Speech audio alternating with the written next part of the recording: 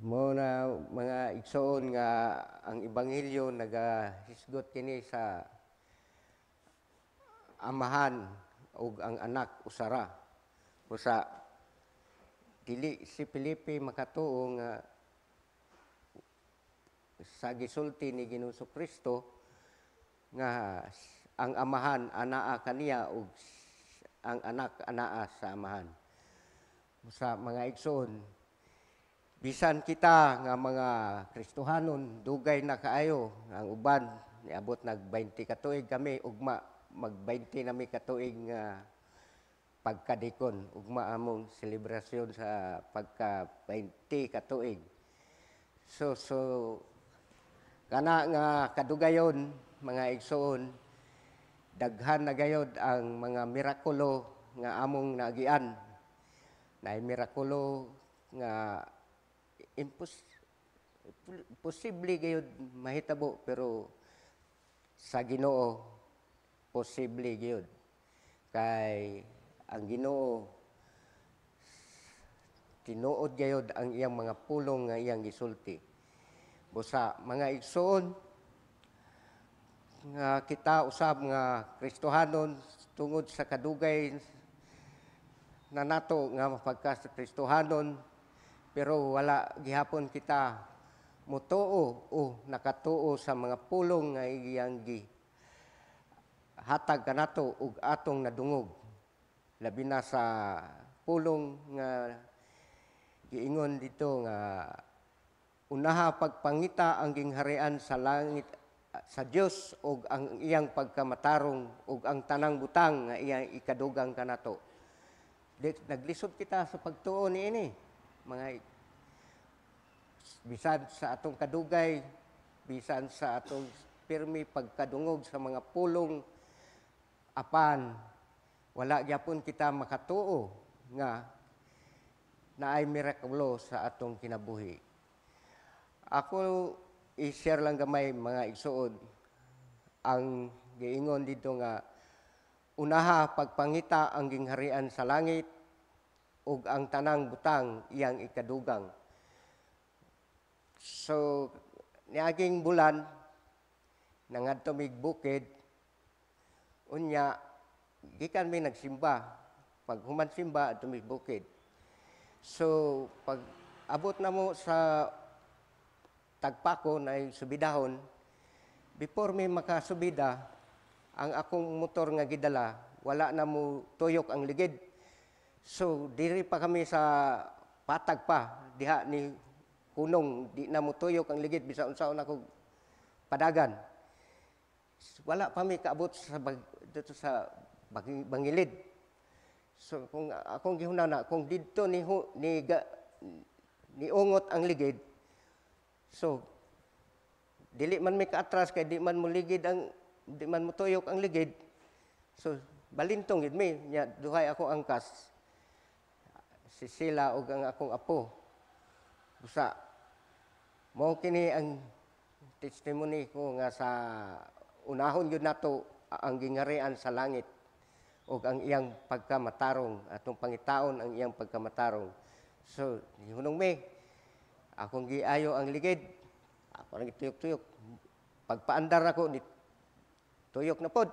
So, lahos may isa mong giadtuan. Kuha may kwanto, baktin. So, nakaabot mi.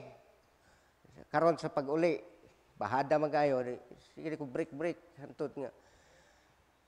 Pag-abot na mo diha sa palas, diha na gyud, di na gyud mo tuyok. Bisa unsaon ako paandar, di na mo tuyok ang ligid. So, nay sidecar driver nilabay. Pagbalik niya, sa unsa man na, iko nga di nalagay mo tuyok. So, wa mo ko'y gamit. Sa siya itong tangtangon. Gitangtang na mo. Ug nakita mo dito sa ligid nga naanagay gikaon ang hab. Bisa unsaon ako patuyok, di gyud andar, di gyud mo tuyok. So, gitabangan ko niya. Gitangtang ang ligid. Tapos, tangtang tong ni bara dito sa hub. Gikuha, natanggal, gibalik ug kuad. Paandar ni dagan na. So, inana ang kinabuhi kung unahon nato pagpangita ang gingharian sa Dios. Kay kung wala pa kami nagsimba dadto, gikan nagsimba ambot lang unsay mahitabo.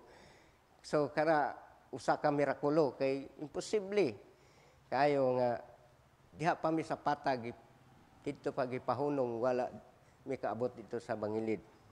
Una mga igsoon nga kinahanglan yun nato atong tuhuan ang mga pulong sa Dios nga nagaingon diri na siya magasangkap sa tanan natong gikinahanglan ug ang tanan nga atong pangayoon sa Dios iya yung ikahatag. Nagaingon diri siya siyang pulong nga sa atong ebanghelyo mga igsoon. Nagaingon siya diri sa Juan kapitulo 14 bersikulo 8 nagaingon siya. Si Felipe miingon kaniya, Ginoo, ipakita kanamo ang amahan ug igo na kanamo. Kapitulo 9 nagaingon siya, nitubag si Jesus.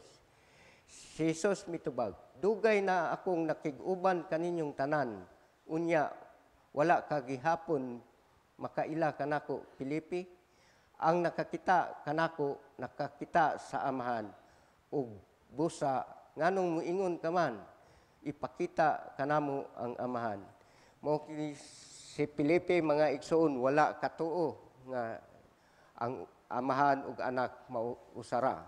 Usa giignan siya ni Ginoong Kristo, kadugay na natong nakig-uban kaninyo apan wala kamo mutuo. Mausab kita mga igsoon sa kadugay na nato nga Kristohanon. Abot na tag pila ka tuig apan wala gyapon kita makatuo sa mga pulong nga iyang hatag kanato ug atong nadungog ug atong nabasa sa mga igsoon ato yung tuhuan nga ang mga pulong sa atong Ginoo tinuod gayud ug buhi. Mga igsoon, ako lang basahon ang pulong diha sa Malakyas kapitulo 3 bersikulo 10 ang tithes ug ang offering mao gini mga igsoon mag-uban gyud ning unahon nato ang gingharian sa Dios ug ang tithes kay ania diri ang proteksyon mga igsoon sa tithes minguta tithes na pud mga igsoon sa kadugay kanatong pagkakristohanon naagyod ako gyud na-experience nga naagyod proteksyon diha sa atong paghatag sa atong tithes ano piring kay nagaingon siya diri sa iyang pulong sa Malakyas kapitulo 10 bersikulo kapitulo 3 bersikulo 10 ngadto sa 11 nagaingon siya diri dad-a ang tibuok nga ikapulo ngadto sa templo aron adunay pagkaon didto. Sulayi ako ug makita ninyo nga ablihan ko ang mga bintana sa langit ug ibubo ko kaninyo sa madagayaon gayud ang mga panalangin. Sa kapitulo 11 nagahisgot kini sa proteksyon. Dili ko tugutan ang mga mananap sa paglaglag sa inyong mga tanom, aron ang inyong kaparasan mamungag daghan. Mao kini mga igsoon nga ang tithes and offering importante gyud ka maghatag kini kanatog proteksyon sa kalibutan ang kuan sa kalibutan nga kung kita magngutang, di ba, na mga saving, kung ngutang kita asa, doble atong bayad, kuanta sa savings, sa Ginoo usab mga igsoon, ang tithes and offering mo na atong saving sa Ginoo. Kay nagaingon siya, ang nagtanom og daghan, mag-ani og daghan. Busa mga igsoon, ang tithes on offering importante yun na sa atong kinabuhi kay adina ang proteksyon sa kalibutan o maghulog tag is tulo ka tuig ay ta maka loan sa Ginoo. Mao gyapon na munang kung natay mga pag-ampo o gipangayo sa Ginoo nga wala patubaga, dili kita manuko sa paghulat kay nagaingon siya, unsay inyong giampo tuoy giyud nga mainyo kini. Busa mga igsoon, kung kamo nangayo sa Ginoo mga butang o dagkong mga butang, tuoy gid ninyo nga mainyo kini. Apan sigon sa makaayo kaninyo. Sa una, sa magsimba ko diri, magbaklay ko. So, sige kong simba kada buntag, baklay. Ko, Lord, tagay ra kog motor. Nangayo ko sa Ginoo. So, unsay tubag sa Ginoo sa ako? Pagtuon sa ayha ka na ako tagaag motor. So, nagtuon ko. Di ko kabalog motor. Nagtuon ko. So, niabot ang panahon nga nakamaon ako. Tapos, gipanalanginan sila, di kon aye, nakapalit og motor. So, ang ilang motor nga daan, gihatag sa ako. So, wala ako'y bisan 5 nga gihatag dito sa motor. Mao ka na mga igsoon nga, kung kamo na ipangayoon, ihatag yun na sa Ginoo, sigon sa makaayo kaninyo. Kaya kung gihatag dito sa Ginoo, nya di ko ka maog drive, siyempre, highball yun ko. Mo nang ingo nga, sigon sa makaayo. So, di mo siya nga, tuon sa drive, ay katagaan motor. So, gihatag sa Ginoo kanako, wala. Walay 5, bisag 5 nga akong nahatag na nga motor. Sige. Mao ka na mga igsoon nga importante gyud nga unahon nato pagpangita ang gingharian sa Dios ug ang iyang pagkamatarong ug ang pulong nga iyang gihatag kanato sa malakyas nga dad-on nato ang atong ikapulo ngadto sa templo aron adunay pagkaon didto.